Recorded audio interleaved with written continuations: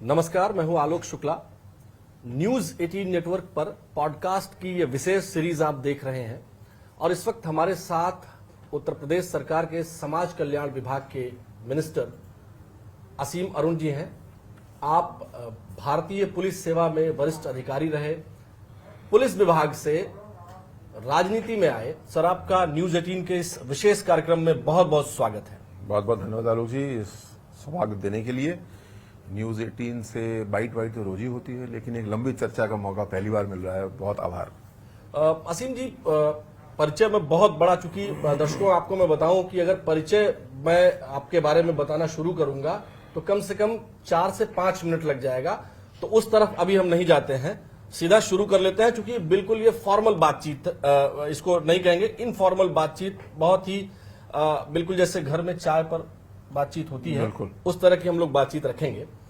Sir, हम आपसे ये जानना चाह रहे हैं कि उत्तर प्रदेश की पॉलिटिक्स में जी, या कहें देश की पॉलिटिक्स में दलित पॉलिटिक्स की बहुत चर्चा होती है। इसको आप कैसे देखते हैं? क्योंकि आज के सिनेरियो में अगर हम बात करें तो चाहे वो राहुल गांधी जी हों, चाहे अखिलेश जी हों, या फिर चंद्रशेखर, एक बड़ा नाम, इंपैक्टफुल नाम दलितों के बीच से निकल के आ रहा है। आपको क्या लगता है कि दलित पॉलिटिक्स में बीजेपी की क्या स्थिति है? वो भी तब जब आपके जैसा एक पढ़ा लिखा, वेल एजुकेटेड, वेल परफॉर्म्ड व्यक्ति यहाँ मिनिस्टर है। ऐसे समय में आपको क्या लगता है कि ये लोग क्या कर रहे हैं? इसके दो आयाम हैं जी। पहला आयाम ये कि किसी एक सामाजिक समूह को कैसे जोड़ा जाए। अभी इलेक्शन की बात नहीं कर रहे हैं, कैसे जोड़ा जाए। तो ज्यादातर लोग, ज्यादातर पार्टीज केवल उसी जाति समूह की बात करती हैं और जोड़ने की कोशिश करती हैं। थोड़ी बहुत सफलता तो मिल जाती है, लेकिन जैसे ही हम चुनाव की बात करते हैं, जब चुनाव का लड़ना है, चुनाव जीतना है, तो फिर किसी एक जाति पे काम नहीं चल सकता। और तभी भारतीय जनता पार्टी की नीति है सबका साथ और सबका विकास। दलित पॉलिटिक्स की अगर हम बात करें तो भारतीय जनता पार्टी की सीधी सीधी रणनीति है कि जो समाज के अंतिम पायदान पर खड़े हुए परिवार हैं, व्यक्ति हैं, उनको आगे बढ़ाने के लिए, ताकत देने के लिए, उनकी शिक्षा के लिए हमें काम करना है। हम दो तरह से, और केवल दलित नहीं, हर पॉलिटिक्स को देखते हैं। पहला काम जो हमारा दायित्व है, क्योंकि हमारी सरकार में है, डबल इंजन की सरकार है, विकास के लिए काम करते हैं, और दूसरा साथ साथ सम्मान के लिए भी काम करते हैं। थोड़ा सा एलैबोरेट अगर करूं तो विकास से आशय ये कि ऐसी हमारी योजनाएं जो पिछड़े वर्ग के लिए, अनुसूचित के लिए, अन्य वर्गों के लिए, आर्थिक रूप से गरीब परिवारों के लिए, बच्चों को छात्रवृत्ति देते हैं हम लोग। अन्य योजनाएं स्वास्थ्य की हैं, कोई लोन देना है तो उसमें स्पेशल वरीयता दी जाती है। कारण ये कि जो भी परिवार किसी कारण से पीछे छूट रहा है आर्थिक सामाजिक रूप से, हमको उसकी आमदनी बढ़ानी है, उसकी सामाजिक प्रतिष्ठा बनानी है। पहला तरीका। जब तक वो नहीं हो रहा तब तक हम कुछ सब्सिडी की व्यवस्था भी करते हैं, राशन के रूप में करते हैं, किसान सम्मान राशि के रूप में करते हैं। दूसरी बात, सम्मान की बात मैं करूं तो कोर तो हमारी नीतियां, पॉलिसी हैं, लेकिन सम्मान भी बहुत महत्वपूर्ण है। एक उदाहरण अभी मैं देता हूं, उससे पूरी बात समझ में आ जाएगी। जैसे कि 650वां जन्म जयंती वर्ष संत रविदास जी का आ रहा है, 20 फरवरी को मनाएंगे हम लोग, यानी माघ पूर्णिमा पे। बाकी राजनीतिक पार्टियों को अभी पता भी नहीं कि ऐसा कुछ वर्ष, मील का पत्थर वर्ष 650वां है। लेकिन हमारा विचार परिवार भारतीय जनता पार्टी ने काम अपना शुरू कर दिया। काशी से हमने 29 जुलाई को आदरणीय योगी जी के नेतृत्व में काम शुरू किया। और काम, सम्मान की बात में करूं तो केवल ऐसा नहीं है कि हमें काम कर रहे हैं। संत रविदास नगर नाम से जिला काशी से जो कट के जिला बना था, ज्ञानपुर तहसील भदोई, बहन जी को धन्यवाद दूंगा कि उन्होंने इसका नाम रखा था संत रविदास नगर। अखिलेश जी की सरकार आती है, समाजवादी पार्टी सरकार आती है, क्या करते हैं?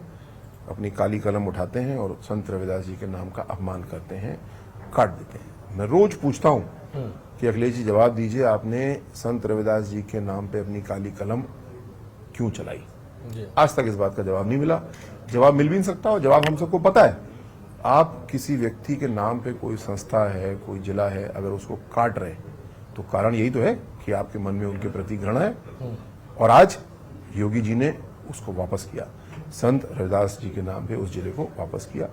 ऐसे बहुत से और काम सम्मान के लिए किए गए हैं, कभी चर्चा करते हैं आगे उस पर भी। ये प्रश्न मैंने सबसे पहले इसलिए लिया क्योंकि ये बहुत करंट में चल रहा था। जी, अब हम वापस से रोल बैक करते हैं और आते हैं अर्ली लाइफ पे।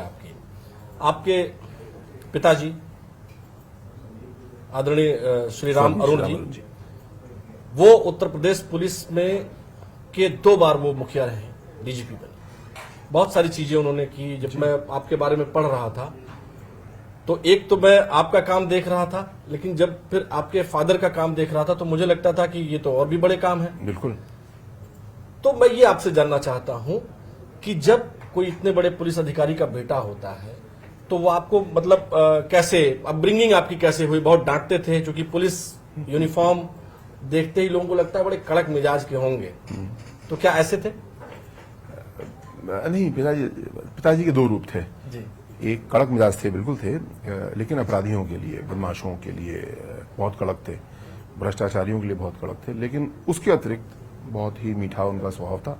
आज भी सब लोग, अब तो इस दुनिया में नहीं रहे पिताजी स्वर्गीय श्री राम अरुण जी, लेकिन उनके स्वभाव के लिए, मीठे स्वभाव के लिए, प्यार मोहब्बत के लिए उनको याद करते हैं। मैं अपनी अगर बात करूं तो जो पिताजी ने एक पुलिस अधिकारी के रूप में किया, सीखा, उसका कुछ अंश मुझको भी सीखने को मिला, लेकिन उससे ज़्यादा बड़ी बात है जो संस्कार उन्होंने दिए मुझे। मुझसे अक्सर राजनीति में पूछा जाता है कि अगला चुनाव क्या होगा, टिकट मिलेगा नहीं मिलेगा, हारोगे जीतोगे, तो मैं एक ही जवाब देता हूं कि राजनीति में तो हार जीत, टिकट मिलना कटना सब कुछ होने वाला है, कोई ऐसा तो है नहीं। लेकिन जो उन्होंने मूल स्तंभ दिए, पहला स्तंभ उन्होंने दिया पूर्ण ईमानदारी के साथ काम करना है जी। एक पैसा न लेना है और ना अपनी अध्यक्षता में किसी को लेने देना है। तो मेरी ईमानदारी कोई गहना नहीं है जिसको मैं गले में पहन के घूमता हूँ, मेरी ईमानदारी की तलवार है। मैं तो ईमानदार हुई, लेकिन मेरे नीचे, मेरे कन्नौज में, मेरे समाज कल्याण विभाग में अगर कोई भ्रष्टाचार कर रहा है तो उसके ऊपर तलवार पक्का चलेगी। ऐसा दूसरा स्तंभ उन्होंने दिया, जो काम करो उसको पूरी विशेषज्ञता से करो, जैसे आप करते हैं, पूरा अध्ययन किया, गहराई से जाओ, ऊपर सतही काम करोगे तो कभी परिणाम नहीं मिलेगा। खासकर विकसित भारत की यात्रा तो इसी बात पर निर्भर करेगी कि हम, मैं उस पर अभी आऊंगा, विकसित भारत की यात्रा पर। पहले ये जो आपके जीवन की यात्रा है, मैं माफी के साथ रोकना नहीं। रोक करके, एक होता है जैसे कि बड़े अधिकारी का बेटा है या बड़े फैमिली का बेटा है तो लोग आरामदायक जीवन पसंद करते हैं। आपने फॉरेन से पढ़ाई की, अच्छी शिक्षा ग्रहण की, आप चाहते तो फॉरेन में शिफ्ट हो सकते थे, जैसे बहुत सारे अधिकारियों के बच्चे फॉरेन में शिफ्ट हो जाते हैं। मेरी फॉरेन की पढ़ाई ऐसी नहीं है। मेरी पढ़ाई तो दिल्ली विश्वविद्यालय से है और एमए इन पब्लिक पॉलिसी मैंने नौकरी में आने के करीब 25 साल बाद जो सरकार की फंडिंग होती है उसमें है। लेकिन फिर भी जैसे बहुत सारे लोग वो फॉरेन शिफ्ट हो जाना चाहते हैं। मैं कई ऐसे लोगों को जानता हूं जो नौकरी में थे, रिजाइन करके भी चले गए।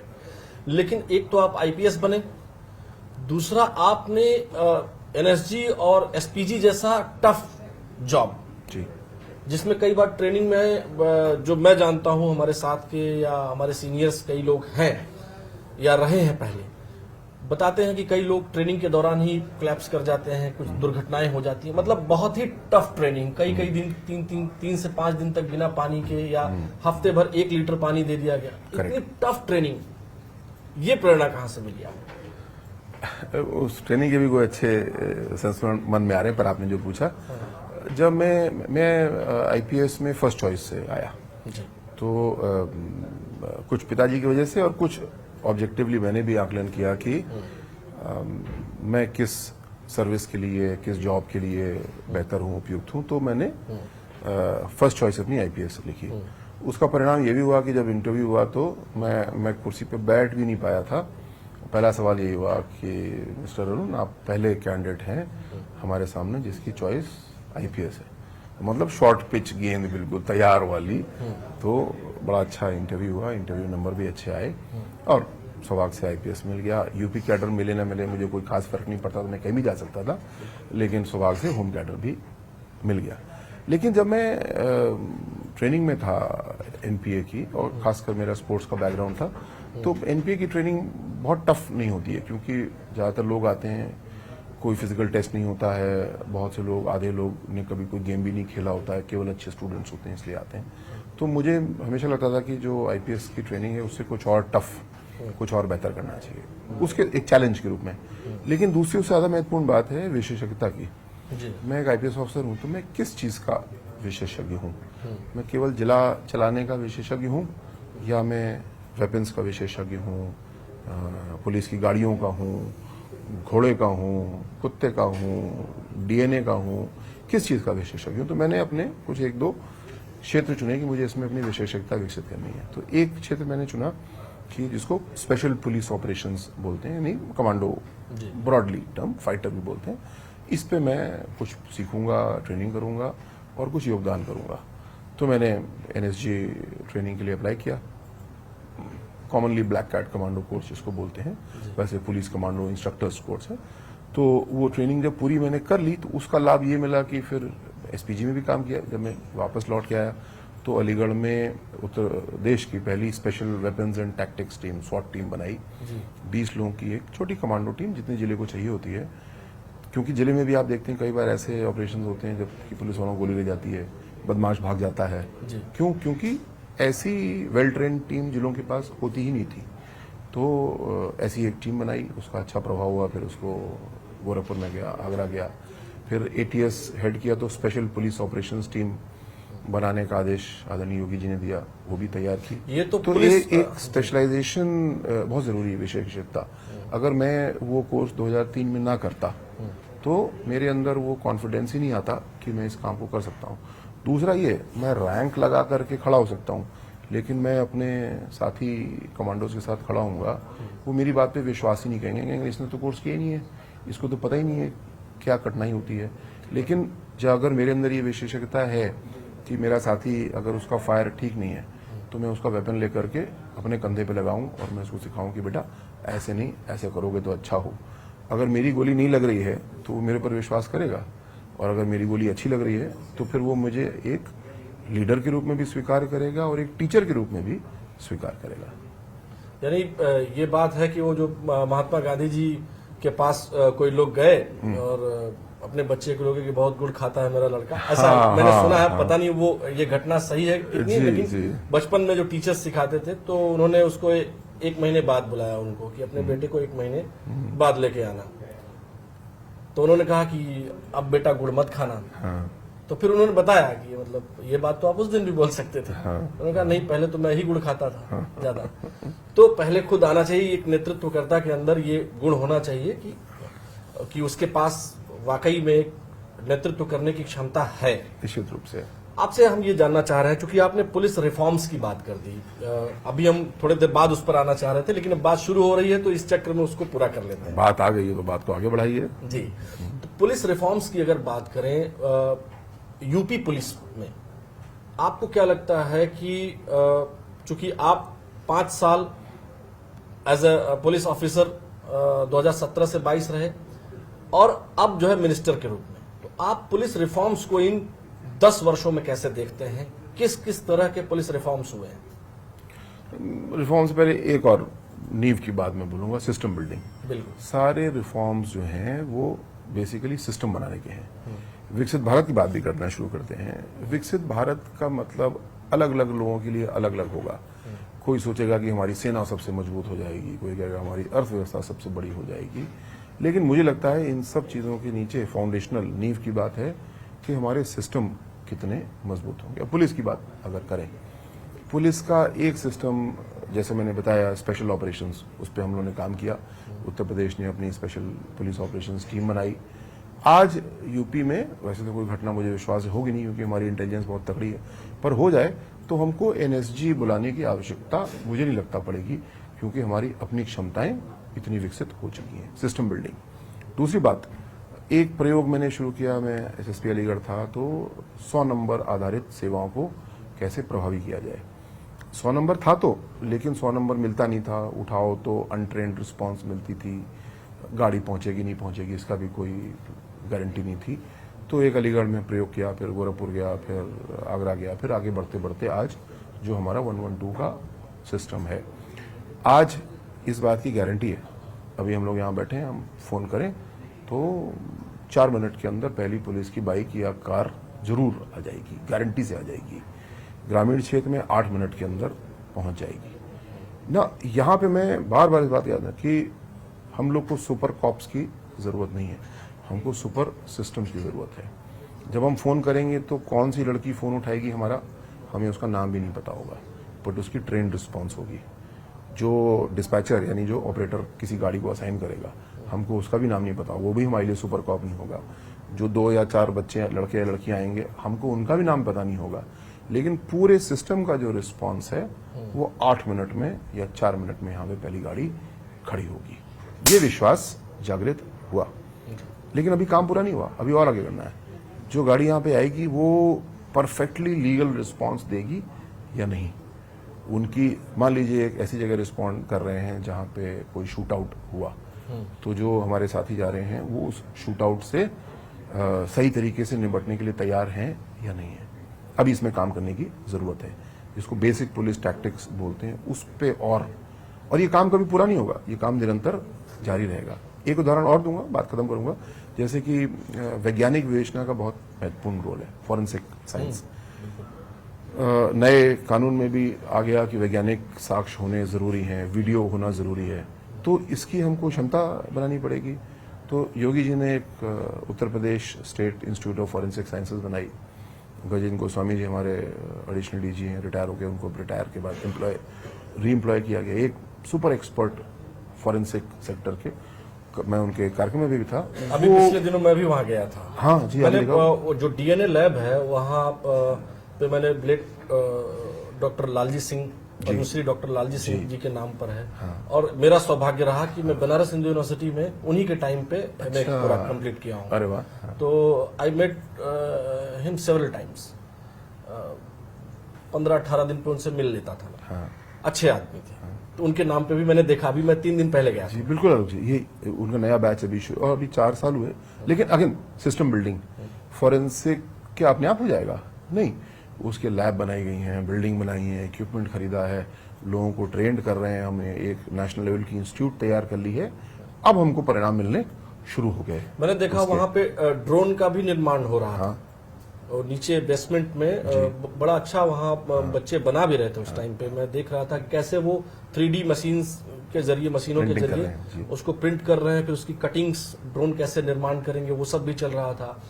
हमारे पुलिस पर्सनल्स, ये आप ज्यादा बेहतर बताएंगे कि जो दंगा वगैरह या कुछ इस तरह की चीजें होती थी, आंसू गैस के गोले हो या ये हो, तो उनको ड्रोन के जरिए कैसे ले जाएंगे, मुझे बड़ा अच्छा समझाया वहां पे। एग्जैक्टली। तब देखिए, जैसे ड्रोन एक अवसर, एक अपॉर्चुनिटी है। इसके ऑफेंसिव रोल भी होंगे, डिफेंसिव रोल भी होंगे, हमको दोनों पे काम करना है। विकास के रोल भी उसके होंगे, पर यहाँ क्योंकि पुलिस की इंस्टीट्यूट है तो वो उसके अपने काम करेंगे। तो दुनिया में अवसर आएंगे, एआई का बहुत बड़ा अवसर आया।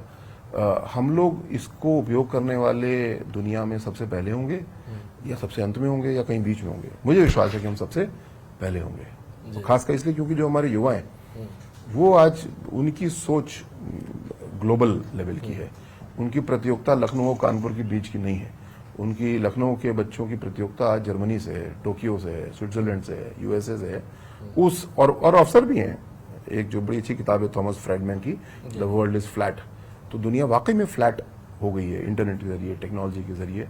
तो मुझे पूरा विश्वास है कि जिस तेजी से हमारे कंपनीज, खासकर जो युवा स्टार्टअप्स हैं काम कर रहे हैं, विकसित भारत में ये बिल्डिंग ब्लॉक्स, नींव के पत्थर होंगे। बिल्कुल। सिक्योरिटी की बात हो रही है, सिक्योरिटी थ्रेट की बात हुई है, तो अब जैसा आपने कहा कि फ्लैट दुनिया हो गई है और अब दुनिया ग्लोबलाइजेशन के ग्लोबल विलेज फॉर्मेट में आ चुकी है कि जहां एक एक गांव जो है वो हमारा ग्लोबली कनेक्टेड है।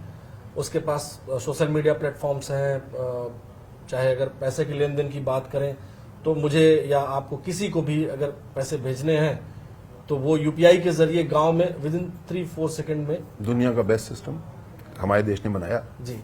तो ये चीजें हो रही हैं, लेकिन उसी के साथ में साइबर थ्रेट भी जी बढ़ रहा है। साइबर कम्युनिकेशन का जितना ऑरा बढ़ रहा है, डिजिटल अरेस्ट की एक बात आई है, उससे निपटने के लिए प्रधानमंत्री जी भी रिक्वेस्ट कर चुके हैं लोगों से, और बहुत जागरूकता के लेवल पर फोन कॉल्स में भी अब वो आने लगा है काफी दिनों से। तो उसको निपटने के लिए भी आप लोगों ने रिफॉर्म्स किए हैं। ये बड़ा महत्वपूर्ण सवाल है। कोई नई टेक्नोलॉजी आती है, जैसे कि ड्रोन आए या इंटरनेट आया, एआई आया, तो ऐसा नहीं है कि केवल जो हमारे आपके जैसे शरीफ लोग हैं उसका उपयोग करेंगे, अपराधी भी उसका उपयोग करेंगे। तो पुलिस को इस बात पे ध्यान देना है कि जो अपराधी हैं वो उसका उपयोग ना कर पाए। थोड़ा सा लंबा जवाब होगा लेकिन बड़ा महत्वपूर्ण प्रश्न आपने पूछा ही है। जब हम पुलिस की नौकरी में आए 1994 में, तो मोबाइल फोन्स आए 1996 में। तो 96 से लेकर लगभग सन 2000 तक 3-4 साल ऐसा पीरियड आया, पूरे देश में अपराध की बाढ़ आ गई। कैसे? एक्सटॉर्शन या किडनैपिंग फॉर रैंसम, क्योंकि कौन फोन कर रहा है ये पता ही नहीं चल रहा।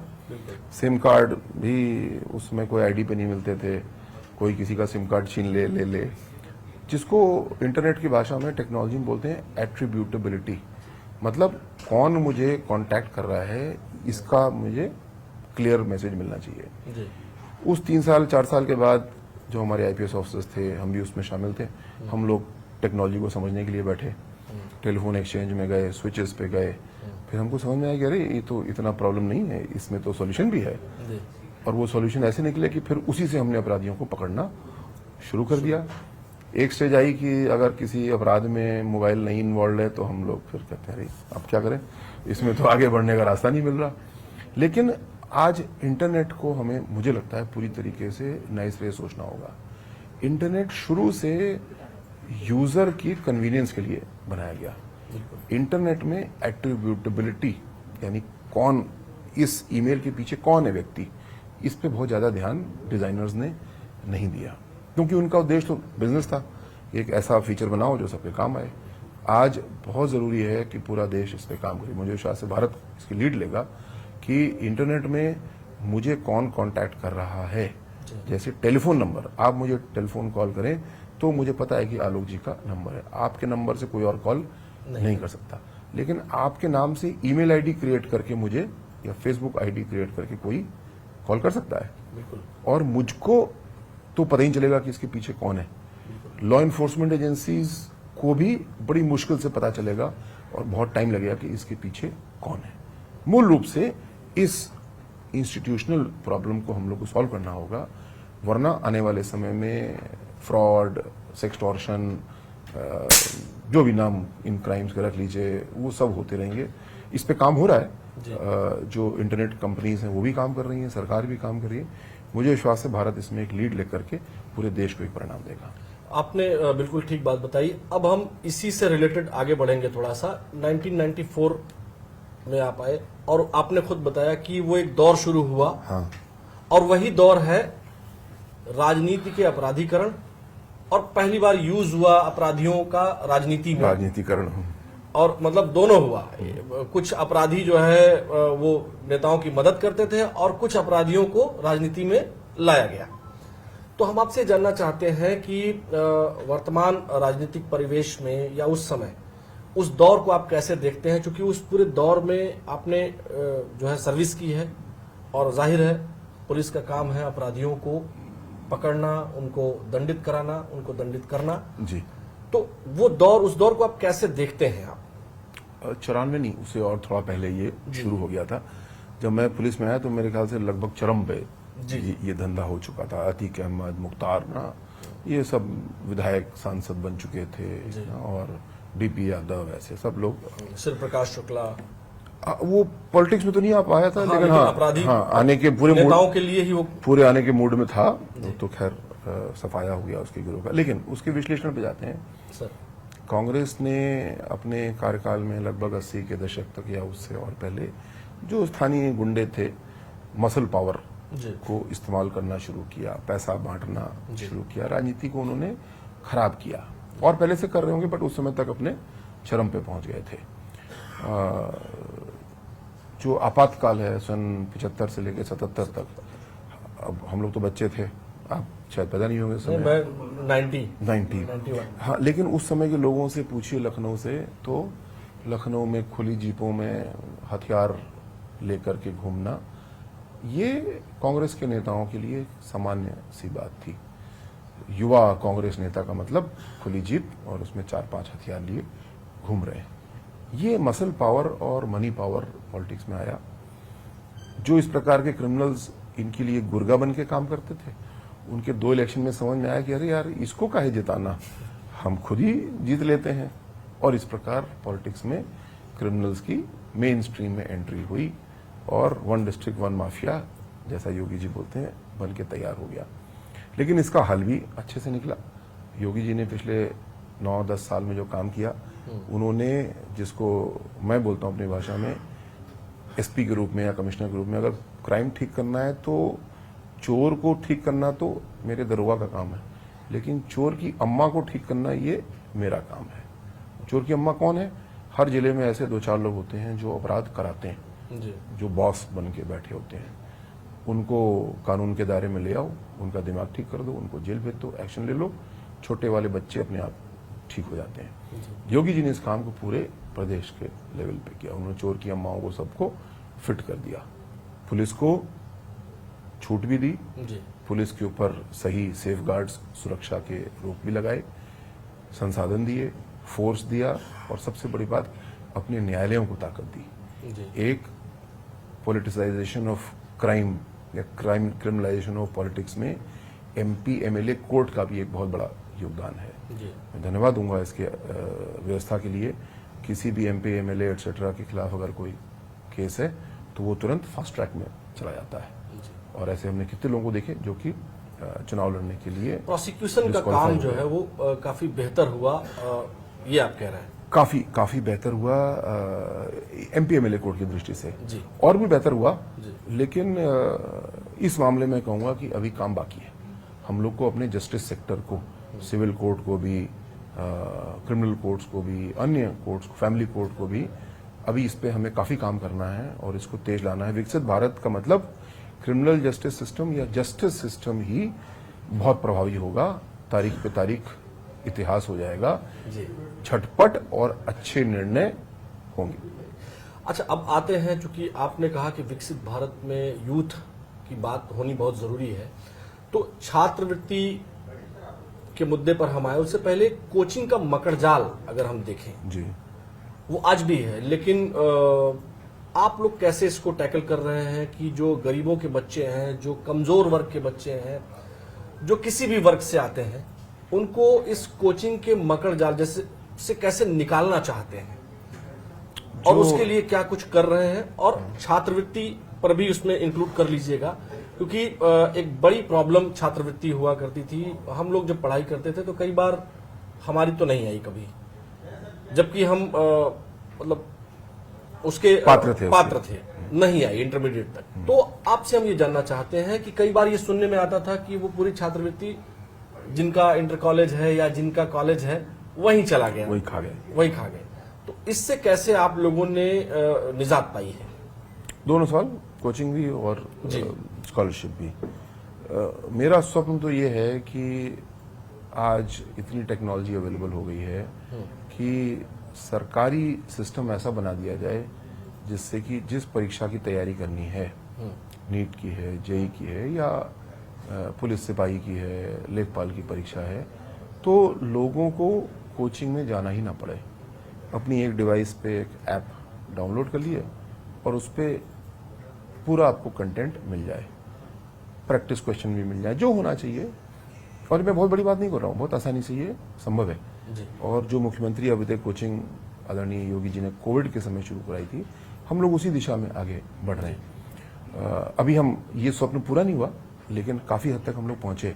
लेकिन मुझे विश्वास है कुछ साल में ऐसा सिस्टम जरूर हम लोग ला पाएंगे कि फ्री ये रही ऐप, बेस्ट कंटेंट यहाँ अवेलेबल है, सबके लिए अवेलेबल है। और ये बहुत बड़ा डेमोक्रेटाइजेशन ऑफ एजुकेशन होगा। शिक्षा में बराबरी आ जाएगी जब सबके लिए बराबर माल रखा हुआ है, सबके लिए बराबर सामग्री है। पढ़ो, किसी को कहीं कोचिंग जाने की जरूरत नहीं है, किसी को कोटा जाने की जरूरत नहीं है, किसी को कानपुर के काकादेव जाने की जरूरत नहीं है। आप जिस गांव में हैं, हाँ, डिवाइस की एक जरूरत होगी, वो जिसके पास नहीं है उसको हम लोग सरकार के रूप में दे सकते हैं, इंटरनेट दे सकते हैं। ये मेरा स्वप्न है, मैं इसके लिए काम कर रहा हूँ। दूसरा जो छात्रवृत्ति है, इस साल हम लोगों ने रिकॉर्ड 66,50,000 लगभग बच्चों को विभिन्न कैटेगरीज के स्कॉलरशिप दी। कारण ये कि हमने पूरे सिस्टम को ठीक किया। जैसा आप बोल रहे हैं, पहले कॉलेज भी कागज पे है, बच्चा भी कागज पे है, हाँ स्कॉलरशिप नोट पे है और लोग खा गए। एक एक जिले में 400 करोड़ रुपए का स्कैम हुआ समाजवादी पार्टी की सरकार के समय। और सबसे बड़ी हद की बात तो ये हुई कि 2016-17 जब इनकी सरकार जाने वाली थी, उस साल इन्होंने स्कॉलरशिप वितरित ही नहीं की बच्चों की, क्योंकि उसको लगा दिया किसी और काम में। योगी जी जब 2017 मुख्यमंत्री बनते हैं तो एक साल में 2 साल का बजट उन्होंने दिया बच्चों की छात्रवृत्ति पूरी की, पिछले साल की भी, जो सभा वाले कहीं और लगा गए थे काम पे, पता नहीं क्या किया था उन्होंने, और ये भी थी। जो आगे हमें काम करना है, मतलब जब हम केंद्र सरकार से पूछते हैं तो वो हमें कि हमने पूछा कि बेस्ट परफॉर्मिंग स्टेट्स कौन से हैं, हम उनसे सीखें, तो उन्होंने बोला कि बेस्ट परफॉर्मिंग स्टेट तो आप स्वयं हैं। यूपी छात्रवृत्ति के मामले में सिस्टम के हिसाब से हम बेस्ट हैं, हमारे लाभार्थी भी सबसे ज्यादा है, लेकिन हम इससे संतुष्ट नहीं है, हम इसको और तेज और अच्छा कर रहे हैं। हमें पता है कि हमारी जो आईटी बैकबोन है वो थोड़ी कमजोर है, जब बहुत पीक आती है तो स्लो हो जाता है, तो हम उसको क्लाउड पे लेकर के जा रहे हैं, सॉफ्टवेयर को अपग्रेड कर रहे हैं। हमने एक सॉफ्टवेयर डेवलपमेंट टीम अपने ऑफिस में बैठा ली अब, क्योंकि हम बोलते थे किसी से ठीक करो, वो महीना भर लगाता था, ना कोई नहीं, यहीं पे जैसे आपकी टीम होगी, आप किसी को दें तो चैनल चल पाएगा। उसी तरह हमारा चैनल, हमारा डिपार्टमेंट भी, हमने अपनी सॉफ्टवेयर डेवलपमेंट टीम हायर की, जो चेंजेस होने अभी करो, 2 दिन के अंदर करके लाओ, 1 दिन में करके लाओ और सॉफ्टवेयर को सुधारो। नीतियों में हम लोग सुधार कर रहे हैं, नीतियां काफी हद तक ठीक हमने कर ली, लेकिन मुख्य रूप से फ्री शिप कार्ड की एक व्यवस्था पहले हुआ करती थी, यानी अनुसूचित जाति जनजाति के बच्चे जब एडमिशन ले रहे हैं तो वो 0 फीस एडमिशन हो जाया करता था, लेकिन उस चीज को कुछ प्राइवेट खासकर कॉलेजेस ने भरपूर दुरुपयोग किया। दुरुपयोग क्या मतलब, गबन किया, उसको हम लोगों ने ठीक किया, उसके सिस्टम को ठीक कर लिया। आज इस समय एडमिशन का सीजन भी है, मैं आपके माध्यम से बच्चों को बताना चाहूंगा, हमारी वेबसाइट पे आके उस फ्री शिप कार्ड को डाउनलोड कर सकते हैं। इस फ्री शिप कार्ड का मतलब, आप किसी भी जगह जाके एडमिशन के लिए अप्लाई करेंगे तो समाज कल्याण विभाग की ये गारंटी कार्ड है कि इस बच्चे की पात्रता है छात्रवृत्ति की। जैसे आपने बोला कि आपकी पात्रता थी पर नहीं मिली, आज अगर आप स्टूडेंट हैं, उस फ्री शिप कार्ड को लेकर के जाएंगे, कॉलेज एडमिशन आपको देगा, हम गारंटी दे रहे हैं कि हम इस बच्चे को स्कॉलरशिप देंगे, और फिर हम उसको स्कॉलरशिप जब उनका समय आता है दे देते हैं। तो ऐसे रिफॉर्म्स हम लोग ने किए। ये रिफॉर्म्स कभी खत्म नहीं होंगे, हर एक बच्चा भी छूट जाता है तो हम वो करते हैं जिसको बोलते हैं रूट कॉज एनालिसिस, कि बच्चा क्यों छूटा। जब आरसीए रूट कॉज एनालिसिस करते हैं तो पाते हैं यार ऐसे तो 4000 बच्चे छूट गए होंगे, तो फिर हम उस रूल को चेंज करते हैं, उस सॉफ्टवेयर को ठीक करते हैं। शिकायत तो एक आई, लेकिन लाभ या हानि 4000 बच्चों की हो रही थी। मुझे विश्वास है 1-2 साल में हम लोग 0.1% एरर तक बचेंगे, फिर उसको भी ठीक करेंगे। परसेंटेज ऑफ एरर वो कम हो जाएगा, बहुत कम हो गया। जैसे 66.5 लाख बच्चों को मिल गई स्कॉलरशिप और 86,000 को नहीं मिली, तो कितना, शायद करीब 1-1.25% हुआ। लेकिन 86,000 बहुत है ना, उसमें से एक बच्चा भी जो छूट गया उसके लिए तो एक है ना, उसकी स्कॉलरशिप तो अपनी छूट गई, तो कोई बच्चा नहीं छूटे। इसके लिए टेक्नोलॉजी को भी बेहतर करना है, पॉलिसी को भी बेहतर करना है। चलिए, बिल्कुल सही बात आपने कही। अब इसी के दूसरे एस्पेक्ट पे आते हैं जी। पिछले दिनों जो है यूजीसी में एक कानून आया, यूनिवर्सिटी ग्रांट कमीशन, एक कमीशन है जो विश्वविद्यालयों को पोस्ट ग्रेजुएट रूल्स बनाती है, फ्रेमवर्क देती है। उसके अंतर्गत एक कानून था, उसको अपग्रेड किया गया। जो पहले से भी कानून था, लेकिन उसको अपग्रेड किया गया। देश भर में बहुत बवाल हुआ, बहुत चर्चाएं इस पर हुई। उस कानून को आप कैसे देखते हैं? चूंकि आप समाज कल्याण विभाग के मिनिस्टर हैं, तो आप इस कानून को कैसे देखते हैं जो यूजीसी के अंतर्गत अपग्रेड किया गया था? मैं कानून से पहले कानून बनाने की प्रक्रिया पे चर्चा करूंगा जी। जब भी कानून ऐसा बनेगा कि 4 लोग एक कमरे में बैठ के कानून बना देंगे, सिटीजन कंसल्टेशन, हितधारक परामर्श नहीं करेंगे, तो ऐसी प्रॉब्लम आएगी। इसका बैकग्राउंड ये है कि एक मूल रूप से कानून या नियम अच्छा था। नियम का उद्देश्य ये था कि किसी भी परिसर में, कैंपस में भेदभाव नहीं होना चाहिए, डिस्क्रिमिनेशन नहीं होना चाहिए। डिस्क्रिमिनेशन अगर होगा तो उसके लिए ये उपाय होगा, ये जांच का तरीका होगा और ये इसकी पनिशमेंट होगी। इसको अगर सुने तो कुछ भी गलत नहीं दिखता इसमें। सुप्रीम कोर्ट के आदेश से भी था। उसके बाद में कुछ घटनाएं हुई तो सुप्रीम कोर्ट ने कहा कि इसको रिव्यू करो। तो प्रॉब्लम उसमें ये थी कि ये ऐसा कानून था जिसके पास दांत नहीं थे, कोई पनिश करने का कोई विशेष प्रावधान नहीं था। तो उसमें पीनल सेक्शन इसमें जोड़े गए। जी। दूसरी बात, स्टेक होल्डर, मुझे लगता है कि कोई भी पॉलिसी का ड्राफ्ट बनना चाहिए। मोदी जी बोलते हैं हमेशा स्टेक होल्डर कंसल्टेशन करो। इसी प्रकार में अगर इस ड्राफ्ट को हम प्रकाशित करते और उसके ऊपर चर्चाएं होती, लोग पक्ष की बात करते, हम चाहते तो उस ड्राफ्ट में कुछ चेंज कर लेते, नहीं तो नहीं करते। ये भविष्य की योजनाओं के लिए भी बड़ा महत्वपूर्ण सबक है कि हमको ज्यादा से ज्यादा लोगों से, और आजकल तो सोशल मीडिया के माध्यम से बहुत कुछ पॉसिबल है, हमें ऐसे हितधारक परामर्श जरूर करने चाहिए। लेकिन अब उस कानून की बात भी मैं करूंगा। कानून में एक्चुअली अगर देखें तो केवल कुछ शब्द वहां बढ़े। पुराने वाले कानून में था कि भेदभाव का शिकार कौन होगा, उसमें दिया होता ये और शेड्यूल कास्ट शेड्यूल ट्राइब, लेकिन उसके बाद एक शब्द आता है जिसमें वर्चुअली कोई भी हो सकता है, महिला भी हो सकती है, कोई अमीर गरीब का भेदभाव भी कर सकता है, जाति का भी कर सकता है, बट अब उसमें विशेष रूप से ओबीसी शब्द भी आया। हालांकि उसको पुनः देखें, मैं सेक्शन 4 शायद में देख रहा था, रूल 4 है, कोई बहुत ज्यादा उससे परिवर्तन नहीं पड़ा, लेकिन कम्युनिकेशन ठीक नहीं हो पाया। अगर मान लीजिए कोई एक, ऐसे मान लेते हैं एक बहुत पैसे वाला परिवार है और उसकी बेटी किसी विश्वविद्यालय में पढ़ने जा रही है, तो हम तो मानेंगे ये संपन्न है ना, लेकिन उसको लड़की होने के नाते भी तो उसके साथ भेदभाव हो सकता है, और अगर उसके साथ भेदभाव हो रहा है तो क्या उसका उपाय नहीं होना चाहिए, पनिशमेंट नहीं होना चाहिए? ये सब यूजीसी के रूल ने दिया। लेकिन पुनः क्योंकि हमने स्टेक होल्डर कंसल्टेशन नहीं किया और साथ साथ हमने जो रूल था उसका कम्युनिकेशन भी हमारा कुछ कमजोर हुआ, पर ठीक है, उससे सबक लिया। अब रूल को दोबारा रिफ्रेम कर रहे हैं, कंसल्टेशन के साथ करेंगे और ऐसा रूल बनाएंगे जो सबके लिए, सबको स्वीकार भी हो और साथ साथ न्याय भी देता हो। बिल्कुल ठीक बात आपने कही। अब इसके एक दूसरे पार्ट पर इसी के आते हैं, रिजर्वेशन को लेकर इधर बीच बहुत चर्चा हुई। जब ये नीट और ये जंतर मंतर पर आंदोलन चले तो फिर चर्चा हुई कि ये एक दुबे लड़का हमारे यहाँ ही, उसने पहली बार इंटरव्यू दिया न्यूज 18 पर ही, और फिर ये बात निकल करके आई कि रिजर्वेशन -40 नंबर पर भी अगर किसी का नीट में एडमिशन हो जाता है या इस तरह की बात, तो एक चर्चा की बात ये आ गई। रिजर्वेशन को आप कैसे देखते हैं? कई ऐसे लोग हैं जो क्रीमी लेयर में आ गए हैं।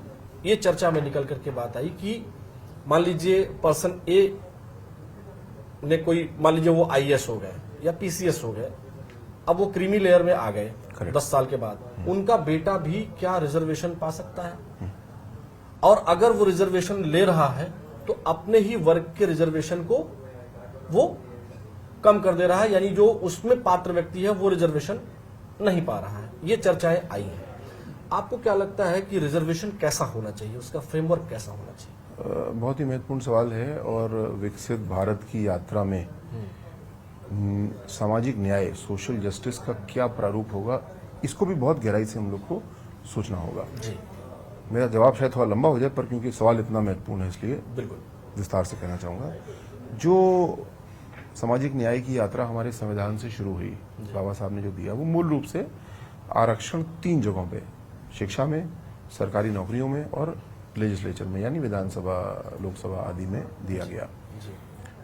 अच्छे परिणाम मिले काफी हद तक हम लोग को उसके। आज लगभग 75-80 साल के बाद क्या जाति व्यवस्था, जातिगत भेदभाव कम हुआ? तो हम सब स्वीकारेंगे, हाँ कम हुआ। लेकिन क्या पूरी तरह दूर हुआ? नहीं, ये भी हम स्वीकारेंगे कि पूरी तरीके से दूर नहीं हुआ। तो आने वाले समय में क्या हम लोग करना होगा? इसमें सुप्रीम कोर्ट ने एक बहुत महत्वपूर्ण आदेश 2024 में किया था, जिसमें कोटा विद इन कोटा को उन्होंने कहा कि ये हो सकता है, जो कई राज्यों ने किया था। लेकिन साथ साथ उन्होंने कहा कि कोटा विद इन कोटा राजनीतिक मांग पे, आंदोलन के आधार पे नहीं होना चाहिए, ये होना चाहिए सबूतों के आधार पे और आंकड़े के आधार पे, जो कि इस समय एकत्रित हो रहे हैं। जो जातिगत जनगणना है, जैसे ही जातिगत जनगणना का परिणाम आएगा, मुझे लगता है कि सामाजिक न्याय का एक बिल्कुल नया दौर आएगा। उसकी वजह से कुछ घर्षण, फ्रिक्शन भी होगा, लेकिन स्पष्ट हो जाएगा कि ये जातियां, ये समूह शिक्षा में, सरकारी नौकरी में या लेजिस्लेचर में सही प्रतिनिधित्व नहीं पा रहे हैं। तो quota within quota logical हो जाएगा कि हमें इसको करना चाहिए। लेकिन कोटा वो 5% होगा कि 2% होगा, इस पे मैं भी नहीं टिप्पणी कर सकता, ये तो आगे की बात है। लेकिन ये निश्चित रूप से होगा। ये दूसरी बात आती है क्रीमी लेयर की। ओबीसी में creamy layer Indira Sahni case में लागू किया गया। सुप्रीम कोर्ट ने भी अभी कहा कि creamy layer schedule caste schedule tribe के लिए भी होनी चाहिए, नहीं हो सकती, उन्होंने कहा। अभी भी मैं देख रहा था, कल की न्यूज में था, केस में गवर्नमेंट ऑफ इंडिया ने उसमें अपना एफिडेविट लगाया है कि गवर्नमेंट ऑफ इंडिया का भी विचार नहीं है ना। ये काफी कॉम्प्लेक्स प्रश्न है कि क्रीमी लेयर होना चाहिए कि नहीं होना चाहिए। लेकिन मैं इसको आसान शब्द में बोलूं कि कोई भी योजना, उसकी स्कीम टारगेटिंग अच्छी होनी चाहिए। अपात्र व्यक्ति को बाहर करने का हमें काम करना चाहिए, और जो पात्र छूट जा रहे हैं उनको हमको साथ लेके आना चाहिए। आने वाले समय की जो विकसित भारत की यात्रा है वो बड़ी इंटरेस्टिंग होगी। मैं एक दो उदाहरण देता हूं कि भारत में ही या अन्य देशों में क्या हो रहा है। जैसे कि डाइवर्सिटी एंड इंक्लूजन, ये एक बहुत बड़ा नीतिगत विषय है जो पूरी दुनिया में चल रहा है। यूएस में ट्रंप इसके खिलाफ भी कई बार बोलते हैं, लेकिन यूएस की जो अभी तक की पॉलिसीज हैं वो डाइवर्सिटी एंड इंक्लूजन की हैं। मैं एक उदाहरण देता हूं आपको, वो विजुअल भी दिखा सकते हैं। आप कभी भी अमेरिका का नासा का अगर क्रू देखें, 5-6 लोगों का क्रू होता है, उसमें हमेशा एक महिला न्यूनतम होगी, उसमें एक व्यक्ति हमेशा अश्वेत होगा या अधिक होगा। वो ऐसे नहीं है नासा में, मतलब जो बात होती है ना मेरिट की, जो 6 लोग जाने वाले हैं उनका टेस्ट हो रहा होगा, वहां भी इंक्लूजन की पॉलिसीज, समावेश की पॉलिसी रखी गई है। जब हमारा पहला क्रू जाएगा तो हम समावेश का ध्यान रखेंगे या नहीं रखेंगे, अभी समय उसमें, या शायद ज्यादा समय नहीं भी है, तो हमें देखना होगा। दूसरी बात, प्राइवेट सेक्टर में बहुत अच्छे काम हो रहे हैं। मैं नियमित रूप से इंटरेक्ट करता हूं। उदाहरण के तौर पे टाटा ग्रुप ने काम किया, उसको उन्होंने अंग्रेजी में एफर्मेटिव एक्शन प्लान उसका नाम रखा। ये भी विश्व में प्रयोग होने वाला शब्द है। उन्होंने कहा कि मैं अपनी कंपनी में आरक्षण तो नहीं दे पाऊंगा, लेकिन लखनऊ में जैसे कि टाटा मोटर्स का ट्रक बनता है, तो उन्होंने कहा कि मैं इसमें, अगर 10 लाख का ट्रक बनता है तो मैं इसमें 15% एंसिलरी जो उसमें माल लगता है वो शेड्यूल कास्ट ओन्ड कंपनी से लूंगा, और 7.5% मैं शेड्यूल ट्राइब ओन्ड कंपनी से लूंगा।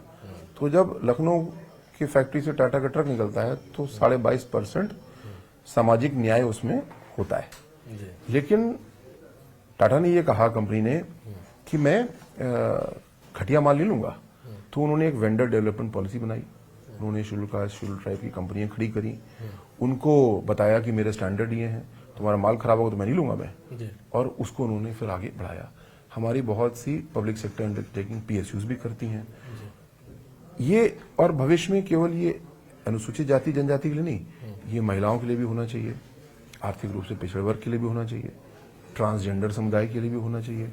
मतलब समाज में जो भी पीछे छूट रहा है, जिसको थोड़े से हाथ पकड़ के आगे लाने की जरूरत है, हम लोग को, सबको दिल बड़ा करना होगा।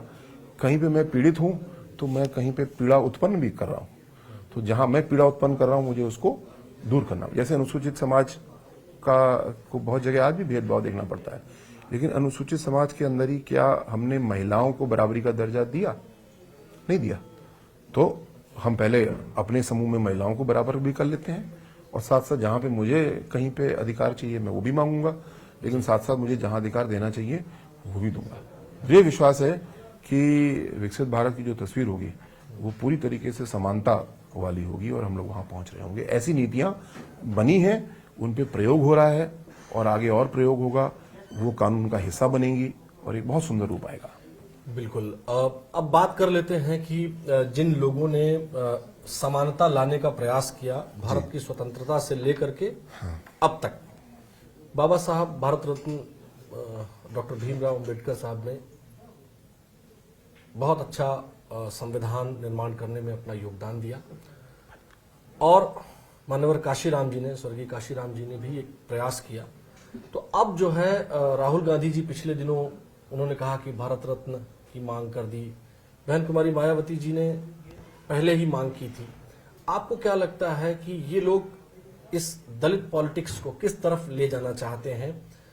आपका क्या मानना है कि इनको अभी तुरंत याद आई है या ये लोग भी कुछ करते रहे हैं, और एज अ पॉलिटिशियन आप इस पर क्या सोचते हैं? क्योंकि भारतीय जनता पार्टी का पक्ष इस पर क्या है कि मान्यवर काशीराम जी को क्या भारत रत्न देना चाहिए? माननीय काशीराम जी ने जो काम किया वो बाबा साहब के बाद में सबसे बड़ा काम उन्होंने किया कि जो बोलते हैं उन्होंने एक सोती कौम को जगाया और साथ साथ संगठित किया, एक राजनीतिक ताकत के रूप में विकसित किया। मुझे नहीं लगता कि ऐसा भारत में तो नहीं है, शायद ही कहीं हो, एक व्यक्ति साइकिल लेके शुरू करता है राजनीति, लोगों को जोड़ना शुरू करता है और अपने जीवन काल में एक राष्ट्रीय पार्टी खड़ी करके तैयार कर देता है। जी ऐसा कोई उदाहरण नहीं है एक व्यक्ति कर दे, तो बहुत बड़ी बात है ये। जी, बहुत बड़ी बात है। ऐसे व्यक्ति का सम्मान तो करना ही चाहिए, भारत रत्न दे करके अन्य जिस भी विधि से कर सकते हैं करना चाहिए। लेकिन समाजवादी पार्टी, कांग्रेस, इनका मैं आपको इतिहास ही बताता हूँ, वर्तमान भी बताता हूँ। माननीय काशीराम जी ने एक किताब लिखी जिसका बड़ा मजेदार नाम है चमचा युग। जी, छोटी सी किताब है, 70-80 पन्ने की, हाँ। जरूर पढ़िएगा उसको। मैंने पढ़ी हुई है। पढ़ी आपने? हाँ, और सब अपने, मैं चाहूंगा हमारे व्यूअर्स भी उसको पढ़ें। छोटी सी किताब है। उस पूरी किताब में किस प्रकार कांग्रेस अनुसूचित समाज के लोगों को उत्पीड़न करती है, चमचा बना के रखती है। यानी कांग्रेस के समय अनुसूचित समाज का प्रतिनिधित्व मजबूरन करते तो थे, लेकिन उनको ऐसा व्यक्ति चाहिए था जो मुंह बंद करके बैठा रहे, ये कुर्सी तुम्हारी, चुपचाप यहाँ पे बैठे रहना। मान्यवर काशीराम, करना नहीं है कुछ। हाँ, करना कुछ, जो हम कर रहे हैं, तुम बस, तुम्हारी कुर्सी एक है 22.5%, तुम चुपचाप यहाँ पे बैठे रहना। और कौन बैठेगा? जो चमचा है वो बैठेगा। राहुल गांधी जी को कब याद आया ये सब? जब उत्तर प्रदेश से राजनीतिक रूप से छुट्टी कर दी गई। और अभी माननीय काशीराम जी का जन्मदिन था, वो भी पता नहीं जन्मदिन से शायद 3 दिन पहले आके कार्यक्रम कर रहे थे, ये भी हम नहीं समझ पाए। जन्मदिन पे करना तो जन्मदिन पे करो, 3 दिन पहले क्यों कर रहे हो? तब आकर के उन्होंने बड़ी अजीब बातें बोली, मुझे बुरा भी लगा और हमारे समाज के बहुत लोगों को बुरा लगा। उन्होंने एक बहुत अजीब सी बात कही कि काशीराम जी अगर नेहरू जी के समय होते तो नेहरू जी उनको मुख्यमंत्री बना देते। समझ से परे कि ये क्या बात हुई। काशीराम जी तो इंदिरा जी के समय थे, अगर ऐसी कुछ बात है तो इंदिरा जी उनको मुख्यमंत्री बना देती। मतलब अतार्किक बात है, पर मैं, मतलब मुझे कहते हुए भी तर्कहीन बात लग रही है, लेकिन पता नहीं क्या सोच के राहुल गांधी जी ऐसी बात करके गए, जो कि काशीराम जी के लिए तो अपमानजनक निश्चित रूप से थी, हमारे समाज के हर व्यक्ति के लिए अपमानजनक थी कि आप क्या बोल रहे हो। और वो काशीराम जी जो आपकी पार्टी को चमचा युग दिखा करके गए। दूसरी बात, समाजवादी पार्टी में अखिलेश यादव जी ने मान्यवर काशीराम जी के नाम पे एक जिला बहन जी ने बनाया था, कासगंज, उसका नाम काशीराम नगर। अखिलेश जी साफ जवाब दें कि आपको आज जब जनता ने सिरे से नकार दिया तब आपको काशीराम जी याद आ रहे हैं? उनके नाम पे जो जिला था, जब आप मुख्यमंत्री थे, मुख्यमंत्री की कलम आपके हाथ में थी, तो आपने एक भी काम ऐसा किया हो मान्यवर काशीराम जी के सम्मान में तो बताइए। और जो आपने अपमान में काम किए, मैं उसकी सूची दे रहा हूं। आपने काशीराम नगर से नाम काटा, सहारनपुर में एक मेडिकल कॉलेज मान्यवर काशीराम जी के नाम पे था, उस पे नाम काटा। जो लखनऊ में भाषा विश्वविद्यालय है, वहां से नाम काटा। ये साफ सवाल, बिल्कुल मैं क्लियर पूछ रहा हूं, या तो माफी मांगिए इस बात के लिए, या आपने कुछ सोच के किया तो हम लोग को बताइए कि आपने हमारे महापुरुष का अपमान क्यों किया। आज राजनीति करने के लिए काशीराम जी को फूल चढ़ाइए, कार्यक्रम कर लीजिए, तो हम लोग बेवकूफ है क्या? हमें इतिहास नहीं पढ़ा क्या? हमारे समाज के लोग खूब पढ़े लिखे हैं, बहुत होशियार हैं, राजनीतिक रूप से बहुत जागृत हैं, इस तरह से बेवकूफ बनने वाले लोग नहीं हैं। हम लोग को खूब अच्छे से पता है कि मान्यवर काशीराम जी का सम्मान किसने किया, अपमान किसने किया। बिल्कुल ठीक बात ये आपने कही। पॉलिटिक्स में ये सब चलता है, लेकिन आपके सवाल जो है वो निश्चित तौर पर विपक्ष को सुनने ही चाहिए। अच्छा, आपसे अब इस बातचीत के उस दौर में हैं हम, क्योंकि जब आप एनएसजी, फिर एसपीजी, और आपने प्रधानमंत्री डॉक्टर मनमोहन सिंह जी का जो स्पेशल प्रोटेक्शन ग्रुप था, उसको आपने, उस ग्रुप को लीड किया, क्लोज प्रोटेक्शन टीम, जो कि एसपीजी का एसपीजी तो बड़ी संस्था है जी, उसका जो प्रधानमंत्री की हाँ, इंटरनल सिक्योरिटी और जो बिल्कुल छोटा ग्रुप होता है जो साथ रहता है हमेशा, क्लोज टीम ऑफ बॉडीगार्ड्स, अगर आसान शब्दों में कहूँ। जी एसपीजी में उसको बोलते हैं क्लोज प्रोटेक्शन टीम, सीपीटी। जी। तो ये जो क्लोज प्रोटेक्शन टीम थी आपकी, आपके अनुभव कैसे रहे उनके साथ? क्योंकि जनरली जो हम लोगों ने देखा है कि वो बहुत कम बोलते थे। हाँ। इंटेलेक्चुअल तो नो डाउट वो थे ही, लेकिन कैसा उनका स्वभाव था, किस तरह से इंटरेक्ट, क्या आप लोगों से करते थे वो? मेरे लिए बड़ा सौभाग्य का समय था।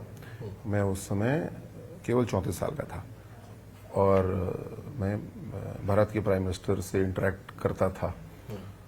मैं उनका कोई नेशनल सिक्योरिटी एडवाइजर नहीं था, मैं उनका बॉडीगार्ड था। तो मैं क्लियर कर दूं कि मेरी चर्चाएं उनसे नीतिगत विषयों पे नहीं होती थी।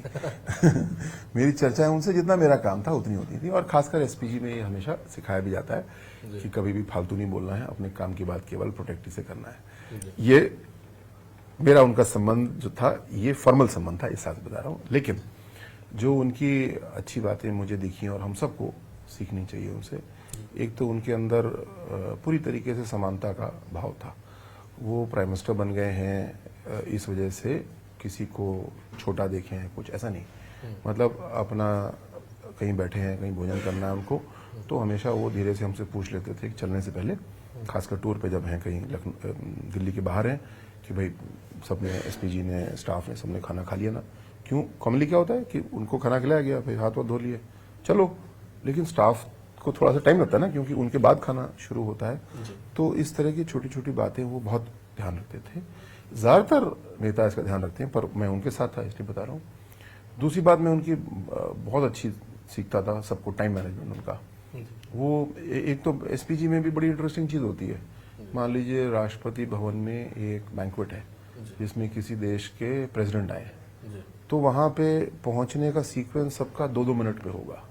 मतलब 8:30 बजे अगर वहां के प्रेसिडेंट को पहुंचना है तो हमारे वाइस प्रेसिडेंट को उससे 2 मिनट पहले होगा, हमारे प्राइम मिनिस्टर को उससे 1.5 मिनट पहले होगा, उसमें सोनिया गांधी जी थी तो उनका 1.5 मिनट पहले होगा। मतलब सबको बड़े टाइम से पहुंचना है। तो अगर उसमें जरा भी ऊंच नीच होगी तो गड़बड़ हो जाएगी कि पहले वाला बाद में पहुंच गया, बाद वाला पहले पहुंच गया, ये पता नहीं चलता है।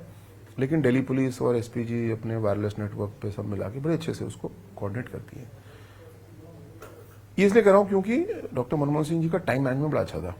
जैसे अगर हमको 7:30 बजे कहीं निकलना है तो वो 7:15 पे हमको तैयार मिलेंगे, हस्बैंड वाइफ दोनों अगर हैं तो ड्राइंग रूम में तैयार। मतलब अगर कई बार उससे पहले निकलना पड़ जाए, जैसे मैं भी करता था, कभी कभी भी गलती करता हूँ कि अगर 8 बजे निकलना है तो हम 7:45 बजे तैयार होना शुरू करते हैं। 7:45 पे एक फोन आ गया 5 मिनट का तो फिर हम लेट ही हो जाएंगे। लेकिन वो हमेशा अपने काम को पहले से व्यवस्थित करके रखते थे। और एक प्रोटेक्टी के रूप में उनसे अच्छा प्रोटेक्टी कोई एसपीजी को आज तक मिला नहीं, क्योंकि जब हम उनसे रिक्वेस्ट कर लेंगे सर इसके आगे सिक्योरिटी क्लियरेंस नहीं है, तुरंत मान जाते थे। जबकि बहुत से प्रोटेक्टीज आपने देखे हैं जो सुरक्षा घेरा तोड़ना अपना एक फैशन सा मानते हैं। राहुल गांधी जी, प्रियंका जी तो हमेशा ही एसपीजी भी चाहिए थी उनको, और एसपीजी के घेरे भी लांघने थे।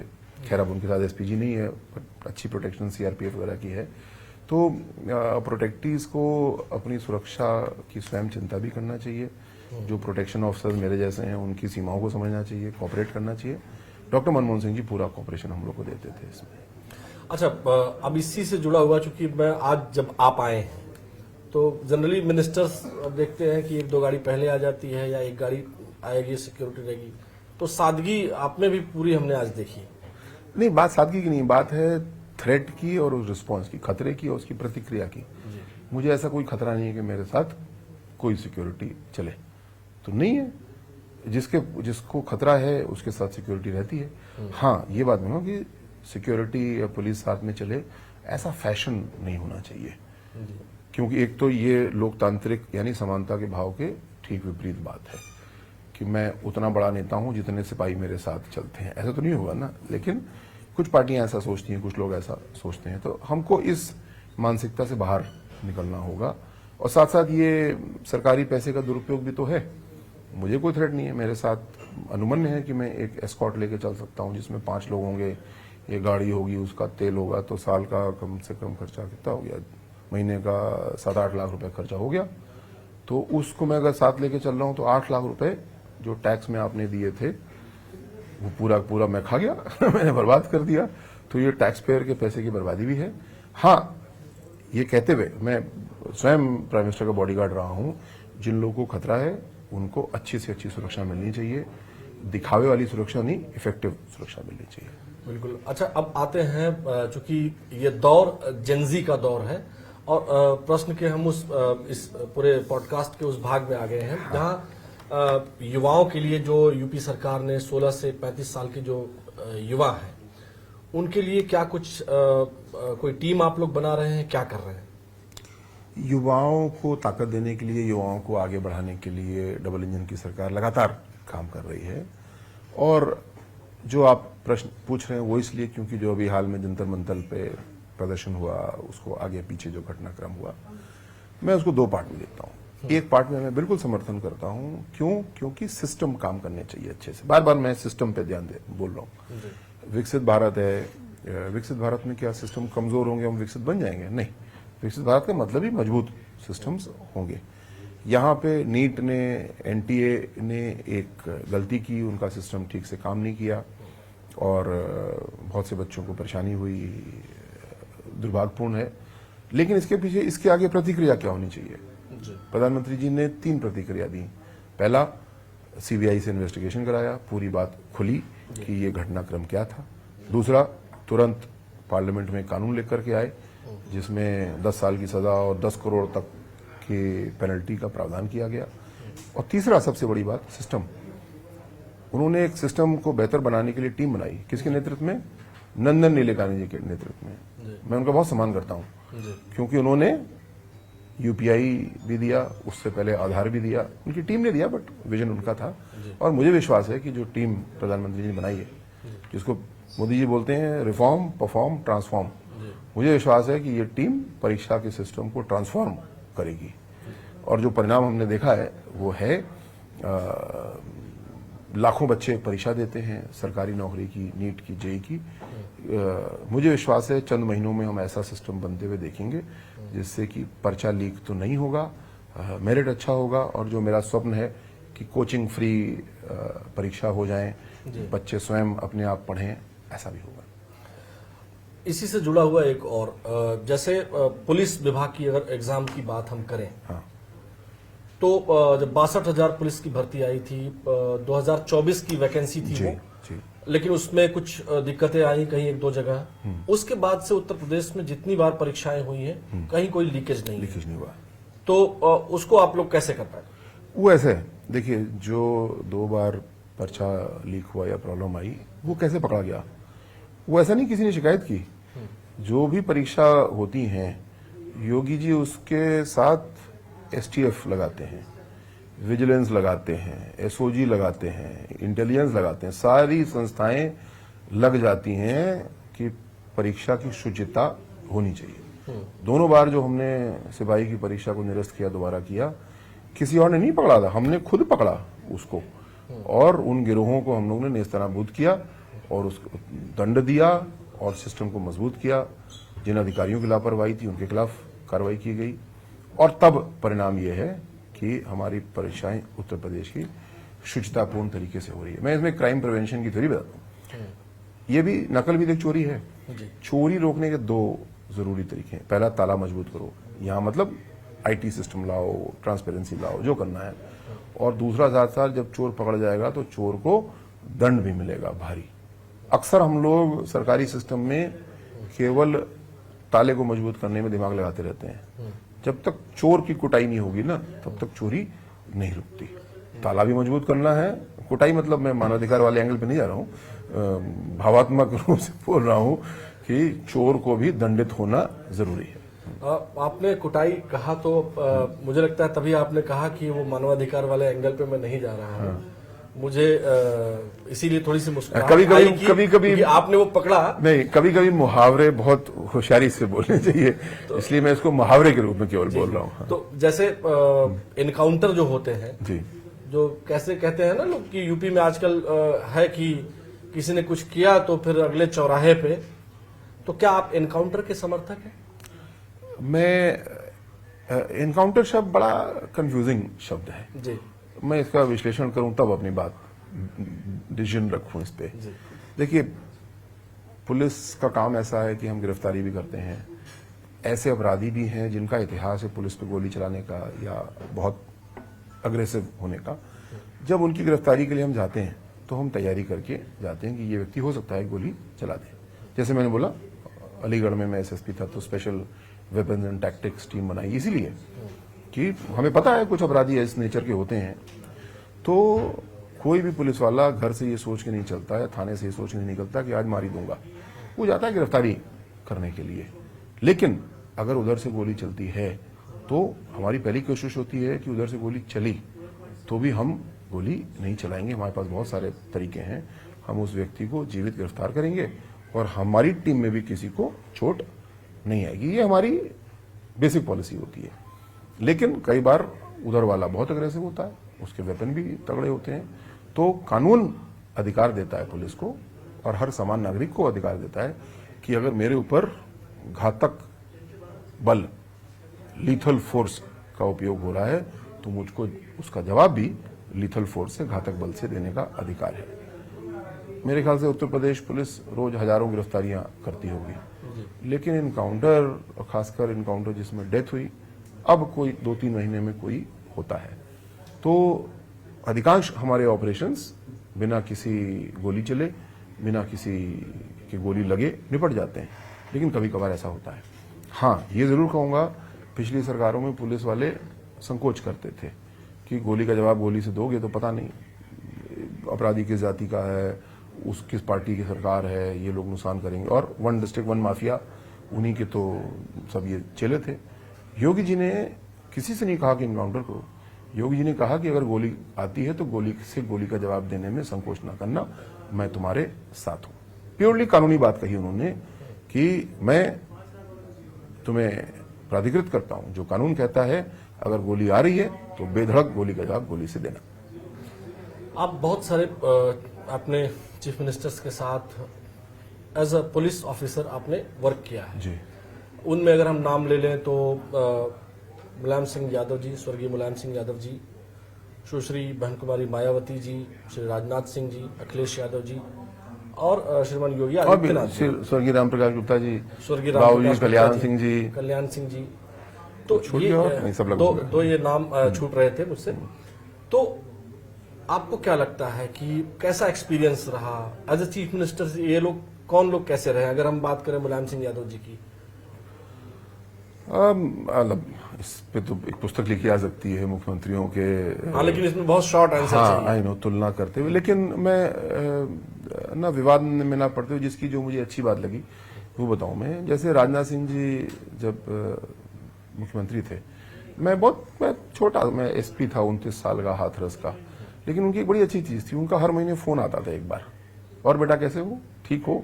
पहली बार फोन आता है, हम बोले मुख्यमंत्री का फोन आया, पूछ रहे। फिर पता चला नहीं, वो सारे डीएम एसपी को महीने में एक बार फोन करते हैं और बस यही। और हम लोग की बैटरी चार्ज हो जाती थी, मुख्यमंत्री का फोन आया, कैरियर पूछ रहे थे।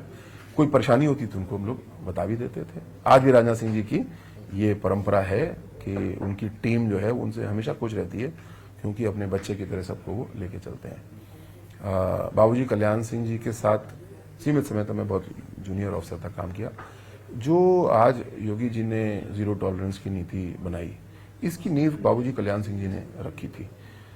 91 की जो सरकार बाबूजी की थी और बाद में फिर दोबारा सरकार थी, वो समय था जब उत्तर प्रदेश को लगा कि ये माफिया का अंत हो सकता है, अपराध का अंत हो सकता है।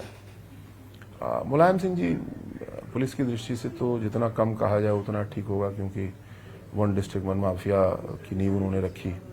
हालांकि खैर यारों के यार आदमी थे, तो उनके साथ संबंधों पे, सिद्धांतों पे संबंध भारी वाली चीज लागू होती थी।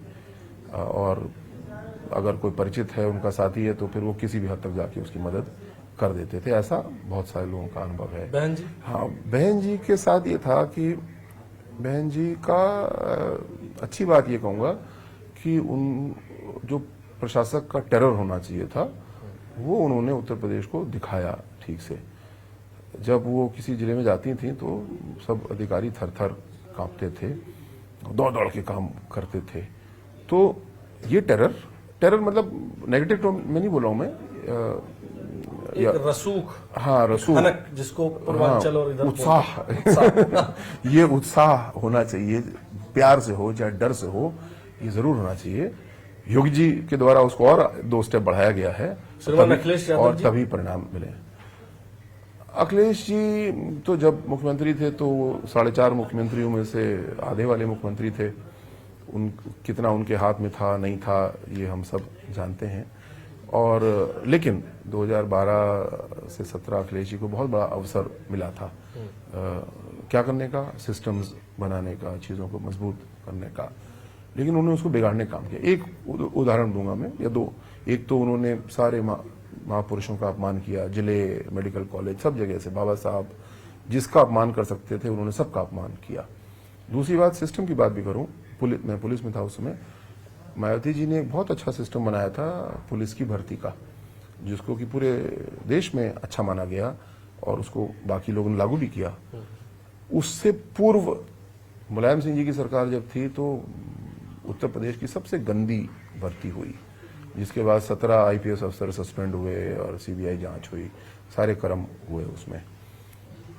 2012 में जब अखिलेश जी आए तो उनके पास एक ऐसा पुलिस भर्ती का सिस्टम था मायावती जी का बनाया हुआ, जिसको आगे जारी रखना चाहिए था। उन्होंने बहुत दिमाग लगाया कि कैसे पुराने सिस्टम पे जाएं, तो पुराने पे तो नहीं जा पाए, लेकिन उन्होंने फिर एक और नया सिस्टम बनाया, 10वीं 12वीं के नंबर पे हम लोगों को ले लेंगे। मतलब इससे बड़ा उदाहरण नहीं हो सकता कैसे एक बने बनाए ईमानदारी वाले सिस्टम, बहन जी का सिस्टम है, हम उनके राजनीतिक विरोधी आज हो सकते हैं, लेकिन इस बात के लिए मैं उनकी तारीफ करूंगा कि उन्होंने एक सिस्टम अच्छा बनाया था।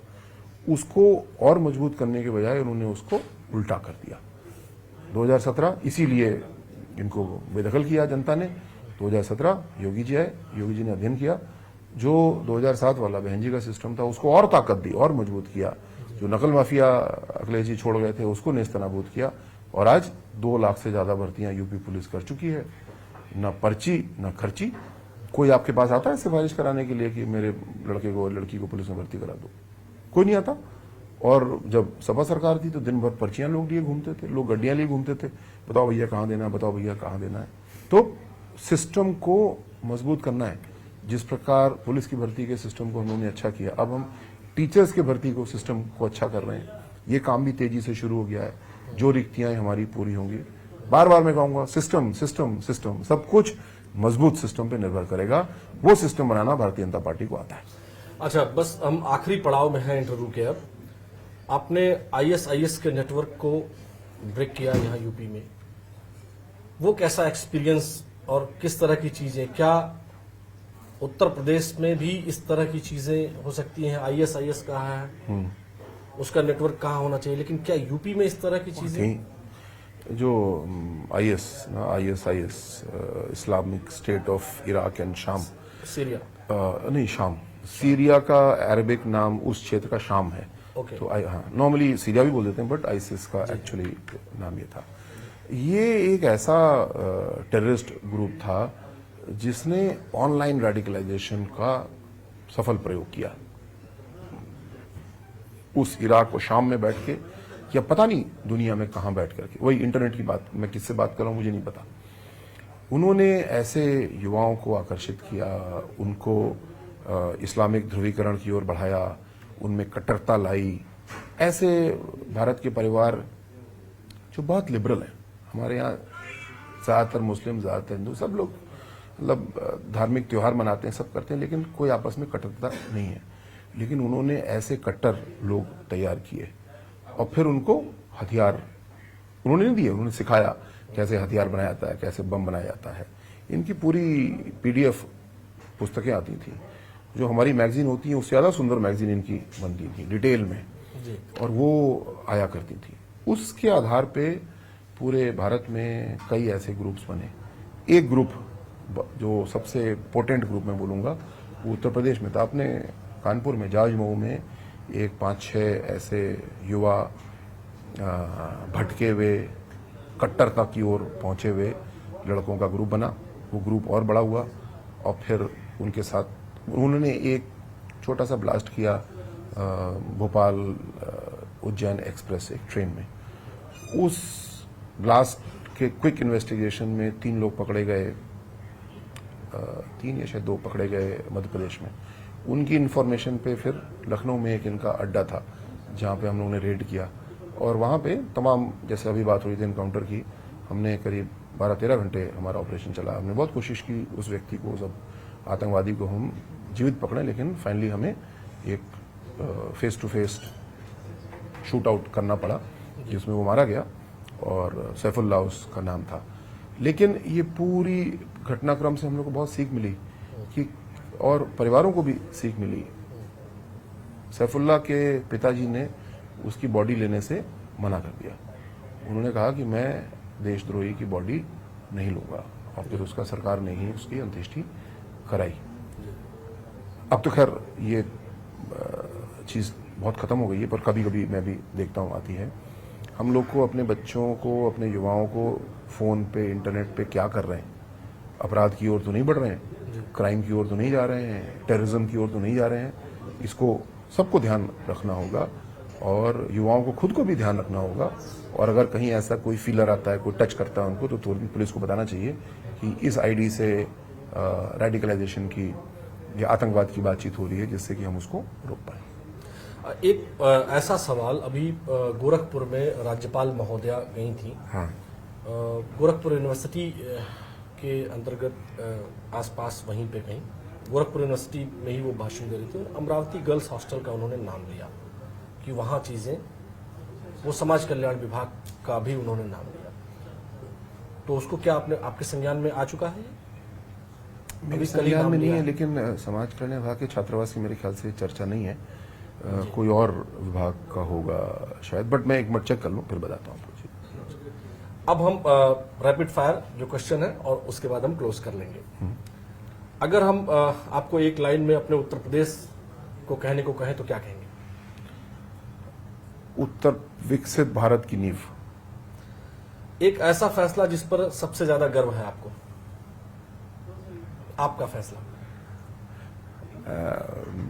ऐसे बहुत सारे, लेकिन एक फैसला कि भ्रष्टाचारियों को नेस्तनाबूद करना है, उसके बहुत सारे अंग भी हैं, वो है और हमेशा रहेगा। क्या ये भी हो सकता है कि पॉलिटिक्स में आना ये आपका एक अच्छा फैसला हो सकता है? पॉलिटिक्स में आना एक बड़ा फैसला था, रिस्की फैसला था, लेकिन पॉलिटिक्स तो एक साधन है।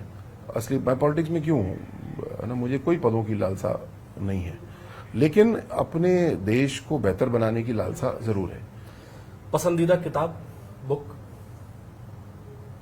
जिस किताब का मैंने अभी नाम लिया था, थॉमस फ्राइडमैन की है, द वर्ल्ड इज फ्लैट। ये जरूर पढ़ना चाहिए, किस तरीके से आज दुनिया में बराबरी का माहौल बन रहा है टेक्नोलॉजी की वजह से, और उसको कैसे हमें समाज में लेके आना है। एक बहुत बड़ा अवसर है। पसंदीदा नेता? पसंदीदा नेता तो मेरे, भारत की बात करूं तो प्रधानमंत्री मोदी जी मेरे आदर्श हैं। विश्व की बात करूं तो बराक ओबामा जी से मैं बहुत प्रभावित होता हूं। पसंदीदा पुलिस अधिकारी? सबसे पहले तो मेरे पिताजी स्वर्गीय श्री राम अरुण जी। अब मैं समझता हूं विक्रम सिंह साहब का मैं बहुत सम्मान करता हूं। मैं इस मामले में आप मुझसे सहमत होंगे। हाँ, मैं उनसे 2-3 बार मिला हूं, हालांकि मैं पढ़ाई के दौरान ही मिला हूं। हाँ। Is very nice. आपको उनको पॉडकास्ट के लिए बुलाना चाहिए। अब अगर ये पॉडकास्ट देखेंगे और सर आना चाहे तो, लखनऊ रहेंगे तो मैं जी विक्रम सिंह सर से अनुरोध करूंगा। मैं सर नोएडा लखनऊ के बीच में दोनों ही रहते हैं, और कारण भी बोलूंगा क्योंकि जैसा एक जनरल होना चाहिए, लंबे चौड़े तो हैं ही, हाँ। लेकिन फोर्स में विश्वास जागृत करने वाले, फोर्स के पीछे नहीं, फोर्स के आगे खड़े होने वाले, ऐसे पुलिस ऑफिसर सर थे। युवाओं के लिए, उत्तर प्रदेश के युवाओं के लिए एक संदेश? युवाओं के लिए, उत्तर प्रदेश नहीं, पूरे भारत के युवाओं के लिए, हम लोग बच्चों विकसित भारत की यात्रा में जुटे हैं, और विकसित भारत 2047 तक हम लोग को बनाना है। 20 साल, 21 साल का समय। जो बच्चे आज 10 साल के हैं वो 31 साल के होंगे, मतलब अपनी प्राइम पे उस समय होंगे। और विकसित भारत का मतलब केवल एक चीज होगा, हमारे सिस्टम बनाने की क्षमता। अपने सिस्टम्स को हम लोग को मजबूत करना है। सरकार तो सिस्टम बना रही है, लेकिन हम क्या कर सकते हैं? जैसे कि आप गांव में रहते हैं, गांव में लगभग आधे गांव में हमने कूड़ा प्रबंधन का पूरा सिस्टम बना के दे दिया। पर क्या चल रहा है? अगर नहीं चल रहा तो आप अपने प्रधान इस समय प्रशासक के पास जाएं, कुछ युवा बच्चे इकट्ठे हों, लोगों को जागृत करें कि कूड़े को अलग अलग सेग्रीगेट करना चाहिए, गीला कूड़ा, सूखा कूड़ा। ऐसे जो सिस्टम सरकार बना चुकी है, आप अभी बच्चे हैं, अभी आप सरकार का हिस्सा नहीं है, या आपके कॉलेज में जो काम होता है, आपके मन में कोई एक नया काम करने की इच्छा है, फोटोग्राफी सोसाइटी आपके कॉलेज में नहीं है, ये भी एक सिस्टम है, इसको बनाइए। बच्चों को सिस्टम बनाने के लिए स्वयं तैयार होना होगा, जो सिस्टम बन चुके हैं उनका उपयोग करना होगा, और विकसित भारत केवल एक ही बात होगी कि कितने अच्छे सिस्टम हम बना पाते हैं। बहुत शुक्रिया आपका, न्यूज 18 नेटवर्क के इस पॉडकास्ट का आप हिस्सा बने। बहुत बेबाकी से आपने जवाब दिया। तो दर्शकों, इसी तरीके के और पॉडकास्ट देखने के लिए आप न्यूज 18 नेटवर्क को देखते रहिए। नमस्कार। आलोक जी, बहुत बहुत धन्यवाद। न्यूज 18 का बहुत धन्यवाद।